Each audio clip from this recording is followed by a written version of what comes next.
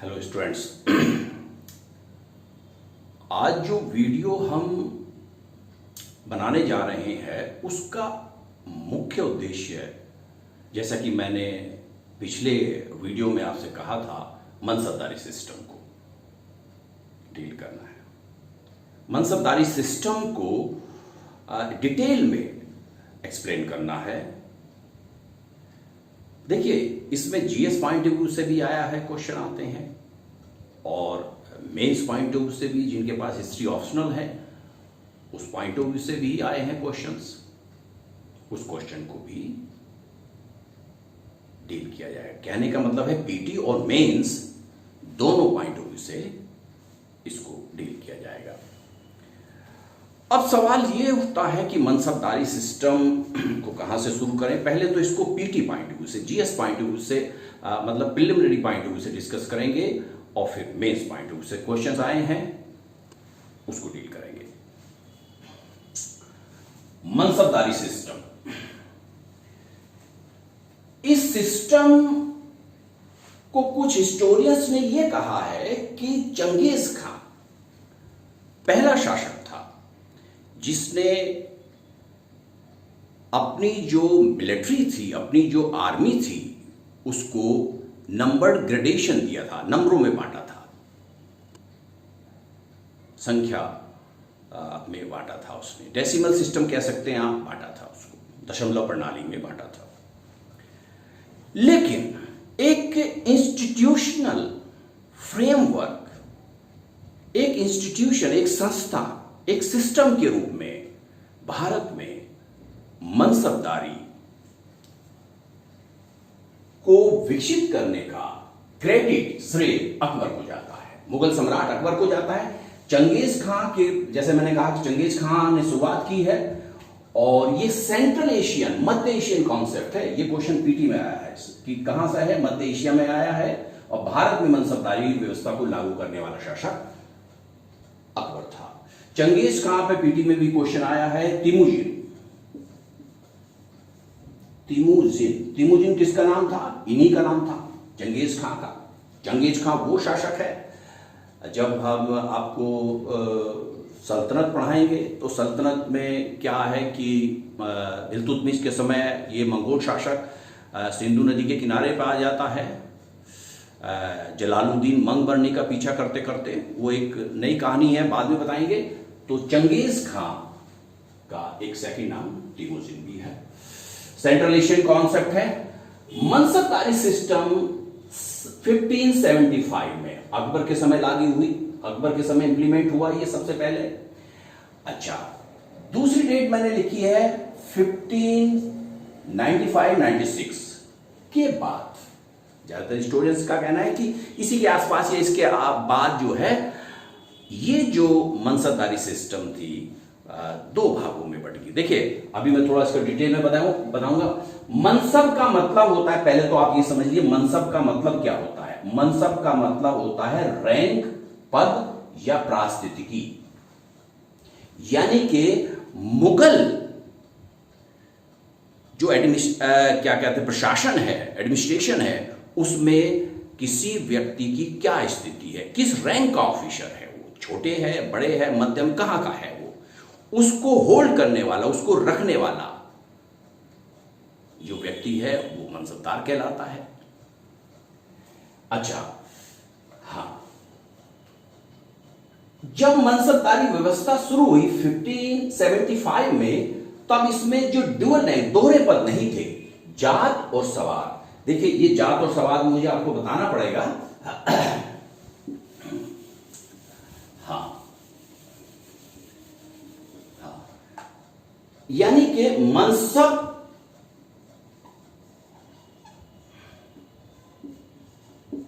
मनसबदार का dual rank होती थी, एक तो जात और एक होती सवार।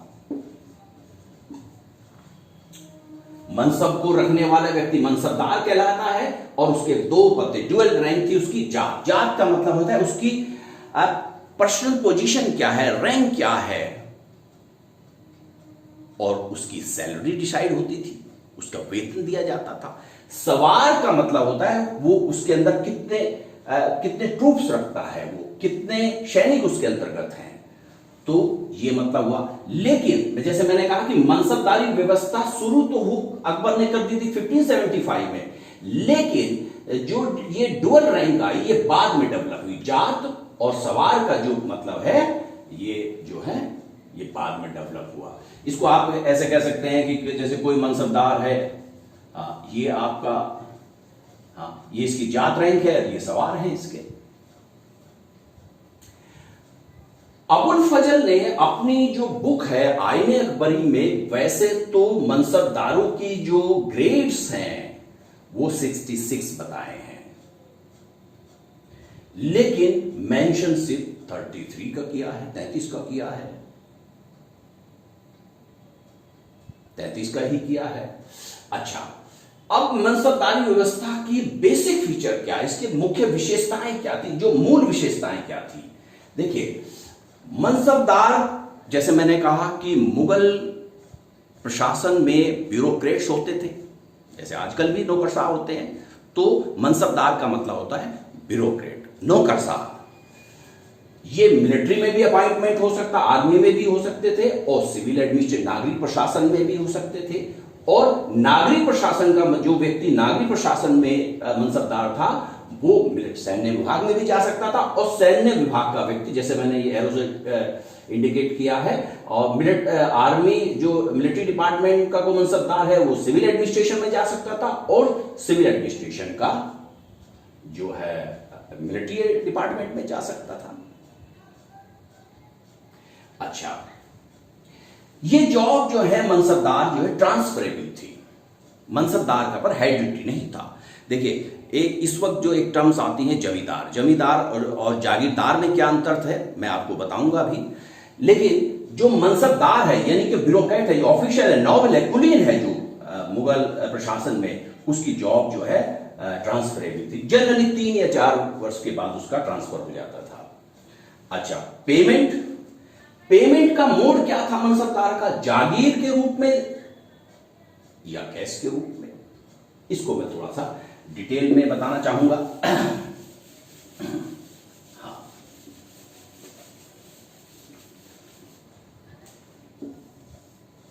इसको थोड़ा डिटेल में बताने की जरूरत है।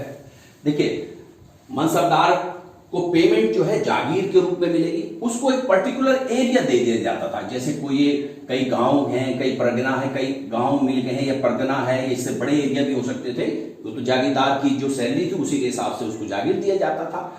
उस क्षेत्र से रेवेन्यू, टैक्सेस और जो अदर सेस थे, जो अदर उपकर थे, वो उन्हीं को ले सकता था। यानी कि जागीरदार, जिसको आप मनसबदार भी कह सकते हैं, अभी मैं इसको एक्सप्लेन करूंगा, कि जो मनसबदार है वो अपनी सैलरी जागीर से लेगा, लेकिन वो जागीर का मालिक नहीं होगा। जैसे मैंने कहा कि उसका जॉब ट्रांसफरेबल होगा, वो सिर्फ रेवेन्यू ले सकता है या टैक्सेस या सेस लेता है जो एम्परर ने सैंक्शन किए, जो एम्परर ने अनुमति परमिशन दे रखी, उन्हीं को ले सकता है। अच्छा, एक थोड़ा सा मैं इसको यहां ये बताना चाहूंगा कि जागीरदार और मनसबदार में क्या अंतर है।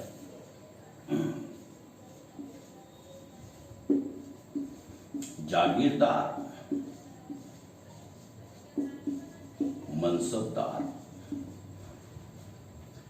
जैसे मैंने कहा कि मनसबदार ब्यूरोक्रेट्स थे, जागीरदार भी ब्यूरोक्रेट्स थे। बेसिकली जिन मनसबदारों को सैलरी जागीर के रूप में दी जाती थी उनको मनसबदार कहा जाता, उनको जागीरदार कहा जाता था।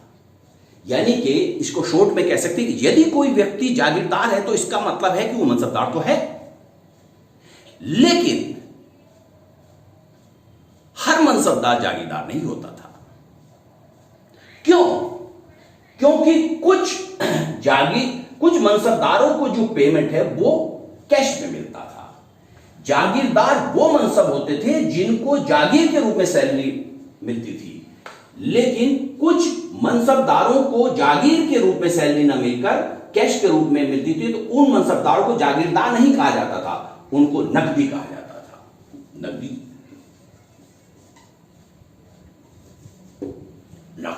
नकदी न कैश में मिलता था, वो मनसबदार नकदी की श्रेणी में आते, नकदी मनसबदार कहलाते थे। ये अंतर आप लोगों को क्लियर हो गया होगा। अच्छा, अपॉइंटमेंट मनसबदारों का एम्परर स्वयं करते थे, और जो है प्रमोशन होता था योग्यता के बल पे, मेरिट के बल के। इसका क्राइटेरिया था, ये जो है हेरिडिटी तो था नहीं। देखिए मैंने आपसे लिखा है कि मनसबदार पद जो है हेरिडिटी नहीं था, वो सिर्फ जो है अपने एरिया से जो है अपने एरिया से रेवेन्यू टैक्स और सेसी ले सकता था। जागीरदार जो था, मनसबदार ही जागीरदार था। मनसबदार की, एक कहने का मतलब है मनसबदार की दो श्रेणी थी, एक तो नकदी मनसबदार, एक जागीरदार। ठीक है, तो ये मनसबदार का पद हेरिडिटी नहीं था, आनुवंशिक नहीं था। अपॉइंटमेंट मनसबदार का करता था एम्परर, और प्रमोशन योग्यता के बल पर। देख लीजिए आपके ध्यान रखना, ये क्वेश्चन आया है कि मनसबदारों का कैसे होता था, कि जो प्रमोशन होता था, इनका जो प्रमोशन होता था मेरिट बल के, इनका जो क्या कहते हैं नोबिलिटी में जो इंक्लूजन समावेश होता है, यानी किसी व्यक्ति को मनसबदार अगर बनाया जाता था तो वो योग्यता के बेसिस पे होता था, उसकी एबिलिटी क्या है। अच्छा, हेरिडिटी नहीं होता था। अच्छा, जागीर और इक्ता, अब देखिए कंपैरेटिव क्वेश्चंस भी आए हैं पिछले साल, वो 2019 में 2019 में यूपीएससी ने कंपैरेटिव भी क्वेश्चन पूछे हैं। जागीरदार और जमींदार में क्या डिफरेंस था, तो थोड़ा सा हम जागीर और इक्ता में बताएंगे। देखिए जागीरदार, जागीर का जो हेड था वो जागीरदार कहलाता था, यानी कि मनसबदार ही था, लेकिन हर मनसबदार जागीरदार नहीं था। जागीर का जो हेड था वो जागीरदार था। और इक्ता वर्ड, इक्ता बेसिकली जो वर्ड है, ये सब जो है ये सल्तनत के पीरियड में आया है। जब हम सल्तनत आपको पढ़ाएंगे तब इक्ता के विषय में पढ़ाएंगे। कहने का मतलब है कि जागीर और इक्ता एक प्रकार से एक दूसरे के पर्याय हैं, एक दूसरे के समान ही है ये, लेकिन जागीर वर्ड मुगल काल में आता है और इक्ता वर्ड जनरली सल्तनत में आता है। ठीक है, जिस प्रकार से जागीर का प्रमुख हेड जागीरदार कहलाता था, इसी प्रकार सल्तनत पीरियड में इक्ता का जो प्रमुख था वो मुफ्ती या वली कहलाता था। अब आप ये समझ लीजिए, देखिए यहां भी थोड़ा सा तुलना कर सकते हैं कि जिस प्रकार से जागीरदार की जो पद था वो ट्रांसफरेबल था, उसका ट्रांसफर होना था, स्थानांतरण होता था उसका, इसी प्रकार से इक्ता का जो हेड होता है मुफ्ती वली, ये इसका भी ट्रांसफर होता था। कहने का मतलब है जागीरदार और मुफ्ती, जागीरदार मुगल काल में, मुफ्ती और वली सल्तनत काल में, इनके जो पद थे, इनके जो ऑफिस थे वो ट्रांसफरेबल थे। अच्छा, एक वर्ड है आगे आपके जमींदार और जागीरदार में यूपीएससी ने पूछा है, क्या है। जागीर का तो मैंने बताया ये एक प्रकार के मनसबदार होते थे, इनका पद जो है आनुवंशिक नहीं होता था, इनको सिर्फ वही रेवेन्यू मिलता था, ये टैक्सेस जो क्या कहते हैं सम्राट ने इनको अनुमति दी, परमिशन दी थी, सैंक्शन होती थी, उसी को ले सकते थे। और जमींदार बेसिकली जो एक लैंडलॉर्ड्स थे, ये अपने एरिया के मालिक थे और रेवेन्यू कलेक्शन में मुगल साम्राज्य की हेल्प किया करते थे। इनका ये हेरिडिटी हुआ करते थे। जमींदार हेरिडिटी, देखिए जागीरदार का पद जो है वो हेरिडिटी नहीं, आनुवंशिक नहीं है, लेकिन जमींदार हेरिडिटी होते थे। रेवेन्यू कलेक्शन में इनकी सहायता ली जाती थी, एडमिनिस्ट्रेशन, लोकल लेवल पर एडमिनिस्ट्रेशन, ये सोशल जो मैटर्स हैं उनमें इनका इन्फ्लुएंस हुआ करता था। तो ये काफी पावरफुल क्लास थी मुगलों के समय, जमींदार। हालांकि यही जो लोकल लेवल के जो जमींदार थे वो सल्तनत पीरियड में, और वो खुद, हाँ देखिए ये थोड़ा समझ लीजिए, सल्तनत काल में खुद मुकद्दम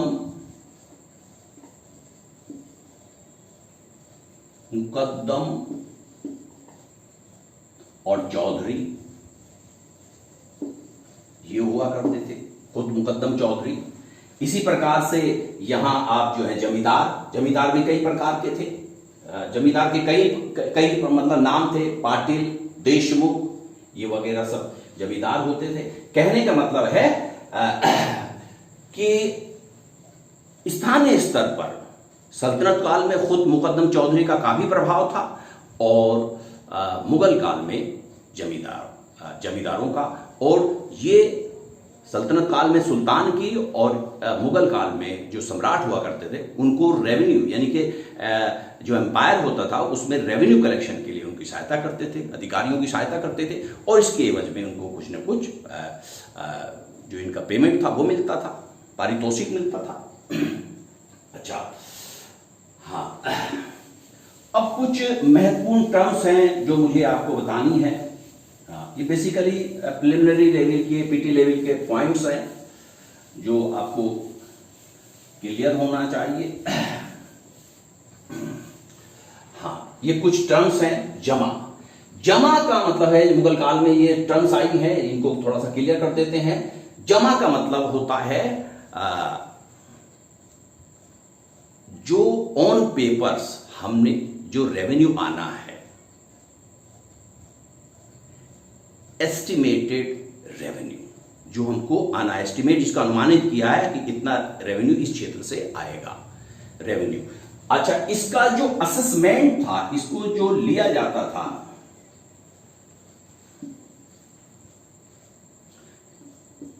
असेसमेंट जो था वो दाम में लिया जाता था। दाम का मतलब है कॉपर क्वाइन। दाम का मतलब है, ये एक सिक्का था अकबर के समय, दाम, हाँ, अकबर के समय दाम कॉपर क्वाइन था, और 40 जो दाम थे, 40 दैम्स जो है इज इक्वल टू था 1 सिल्वर रुपया। ये सिल्वर क्वाइन था, रुपया। अकबर के समय जो दाम जो है कॉपर क्वाइन, क्या कहते हैं, जो दाम की और रुपया की जो वैल्यू थी, 1 सिल्वर क्वाइन जो है 40 कॉपर क्वाइंस के बराबर था, और सिल्वर क्वाइन को रुपया कहा जाता था और कॉपर क्वाइन को दाम कहते थे। क्योंकि असेसमेंट जो है वो जमा का, यानी कि कितना हमको लेना है किसानों से, उसका जो वैल्यू है वो दाम में तय की जाती थी, डिटरमाइन की जाती थी, तो इसलिए इसको जमादामी भी कहते थे। जमादामी कहते थे। कहने का मतलब है कि दाम में जो है, हासिल का मतलब यह हुआ कि जितना किसानों से मिला। हासिल का मतलब यह है कि जितना हमको रिसीव हुआ। अच्छा, खालिशा, हाँ, खालिशा वो भूमि होती थी जहां जो डायरेक्ट सेंट्रल गवर्नमेंट के अधीन होती थी, यानी कि वहां का सारा रेवेन्यू डायरेक्ट सेंट्रल ट्रेजरी में, केंद्रीय जो कोषागार था उसमें जाता था, उसको खालिशा कहते थे, खालिशा भूमि कहते थे। पैबाकी एक वर्ड है, पैबाकी, हाँ, पैबाकी वो जागीर होती थी जो किसी को ना दी, असाइन जागीर को कहते थे, जो रिजर्व रखी जाती थी किसी जागीरदार को देने के लिए। हाँ, ठीक है, उसको पैबाकी कहते थे। अच्छा, एक टर्म आई है वतन जागीर।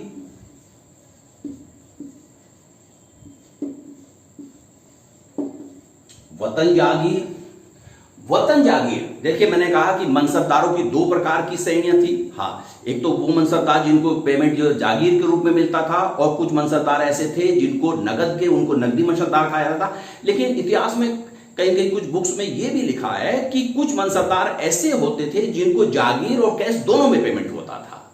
ठीक है, तो वतन जागीर, अब हम देखो वतन जागीर टर्म में, वतन जागीर वो जागीर होती थी जब किसी किसी मनसबदार को उसी के वतन में, उसके होमलैंड में ही कोई जागीर दे दी जाए।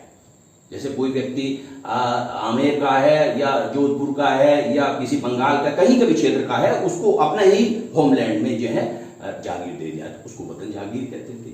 तुयूल, एक वर्ड तुयूल आता है। तुयूल का मतलब ही जागीर है,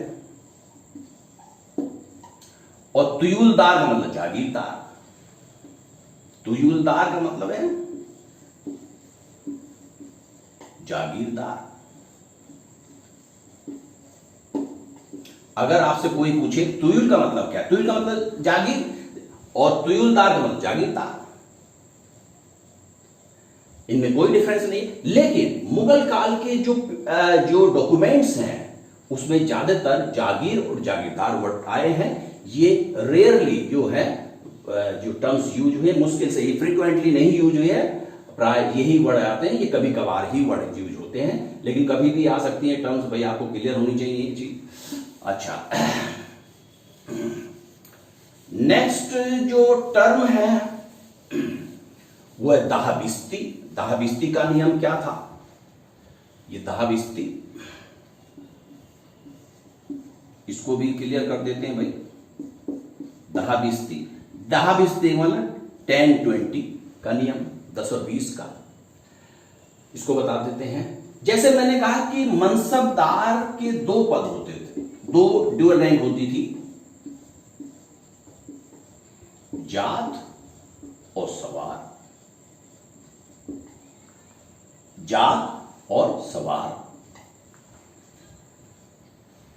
प्रत्येक 10 जो सवार होते थे उनको 20 घोड़े रखने पड़ते थे।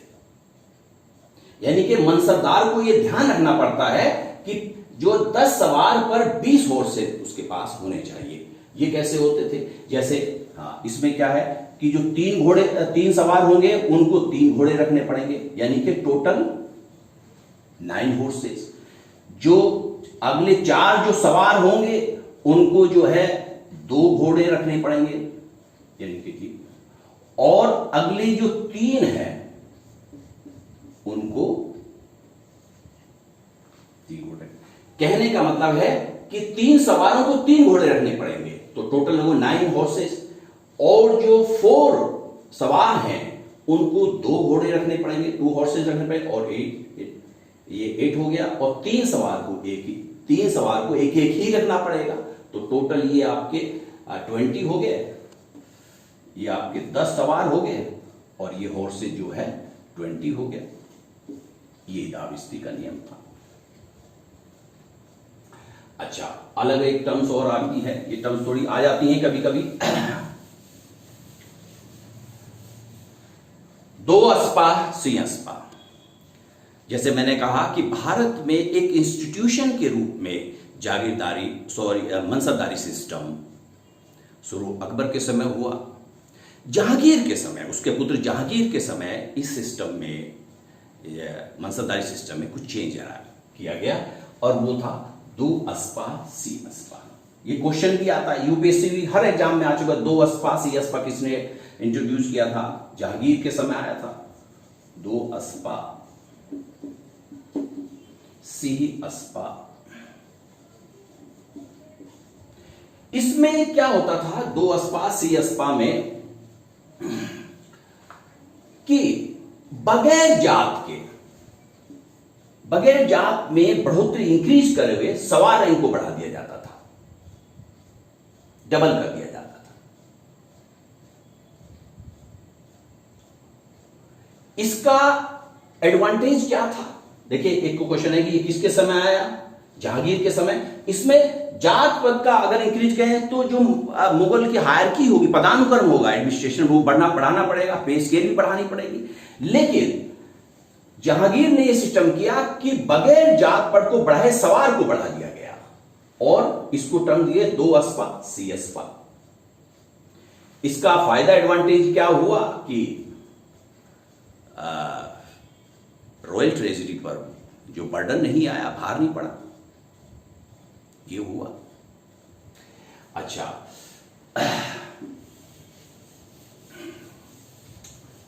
अगली टर्म्स है मशरूत। आप ये देखने, सब क्वेश्चंस आए हैं, ऑप्शनल वाले क्वेश्चंस देखना आप लोग सब। मशरूत का मतलब क्या होता था भाई? मशरूत का मतलब ये होता है कि कंडीशनल जो है, वो था, एक टर्म थी कि कंडीशन बेसिस पे जो है आप जो है सवार रैंक को बढ़ा देते थे। इसका मतलब ये हुआ कि मान लीजिए एम्परर ने किसी मनसबदार को किसी एक्सपेडिशन पे भेजा कि आप जाइए पर्टिकुलर एरिया में, रिवोल्ट को दबाइए, विद्रोह को दबाइए, लेकिन उस मनसबदार के पास जो पर्याप्त ट्रूप्स नहीं है, वहां रिवोल्ट के लिए जितने, रिवोल्ट को सप्रेस दबाने के लिए जो उसके पास ट्रूपर्स हैं वो सफिशिएंट नहीं है। तो ऐसी सिचुएशन में उसके जो है ट्रूप्स को बढ़ा दिया जाता था, उसके जो है सवार को बढ़ा दिया जाता था।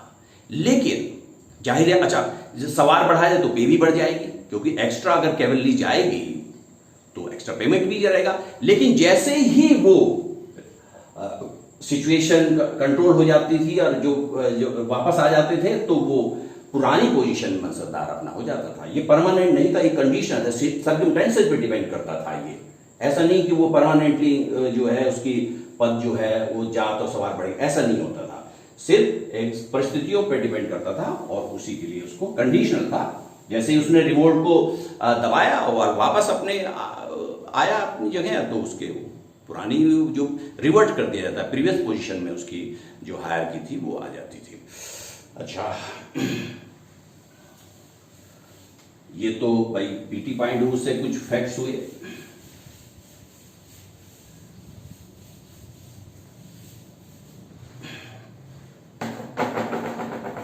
अच्छा, अब इसको थोड़ा मेंस पॉइंट ऑफ व्यू से भी डिस्कस किया जाए। Uttar Pradesh public service commission हो या यूनियन पब्लिक सर्विस कमीशन हो, इसमें मनसबदारी सिस्टम पे क्वेश्चन आए हैं। मनसबदारी सिस्टम देखिए, इसी को कहते हैं, जैसे Uttar Pradesh public service commission में आया कि ये क्या कि इंस्टीट्यूशनल क्राइसिस, संस्थागत संकट के कारण मुगल साम्राज्य का पतन हुआ।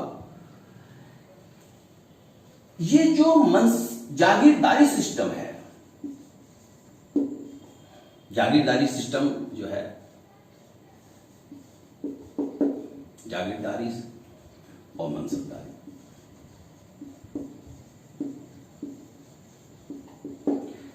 पहली बार इतिहासकार सतीश चंद्र ने इन दोनों की इंस्टीट्यूशंस, मनसबदारी सिस्टम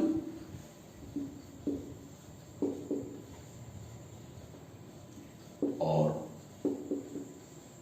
जागीरदारी सिस्टम को, ये की जो मुख्य संस्थाएं हैं, इनका डीपली स्टडी किया और उनकी जो बुक है the parties,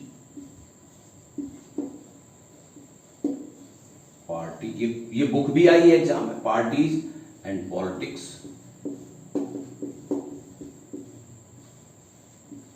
at the Mughal court, ये आ चुकी, वही इंपॉर्टेंट बुक है ये, मुगल कोर्ट। सतीश चंद्र, इतिहासकार सतीश चंद्र ने इसका अध्ययन किया।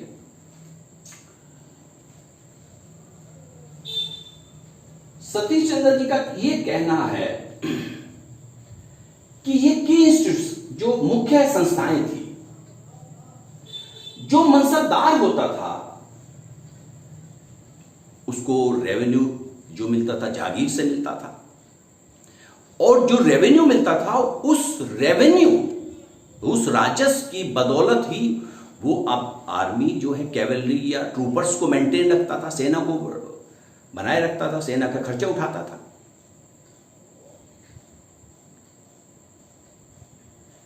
लेकिन बाद में ये क्या हो, ये जो संस्थाएं, इन संस्था में एक प्रकार से जो इनकी इफेक्टिव फंक्शनिंग थी, जो प्रभावशाली कार्य प्रणाली थी, तंत्र, वो बना नहीं रह सका।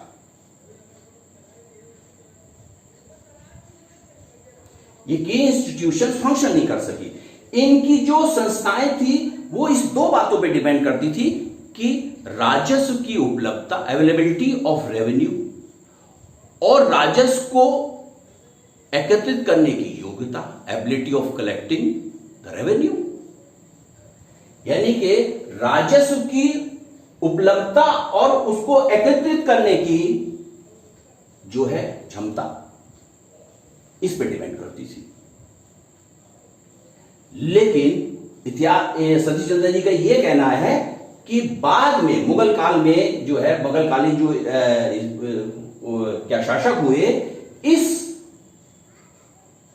तंत्र को, जागीरदारी और मनसबदारी जो सिस्टम है, इसको मेंटेन नहीं कर पाए, बनाए नहीं रख पाए, और मुगल काल के पतन में इन दोनों संस्थाओं की विफलता ऊपर मुख मानते हैं। यह उनका व्यू था।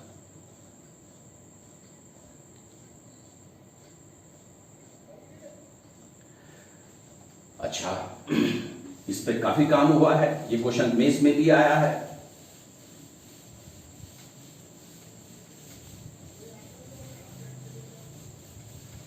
हाँ, एक दूसरे इतिहासकार हुए हैं अतर अली जी। अतर अली साहब क्या कह रहे हैं? अच्छा, उनकी बुक है ये बुक वगैरह भाई याद रखना आप लोग, the Mughal nobility under Aurangzeb.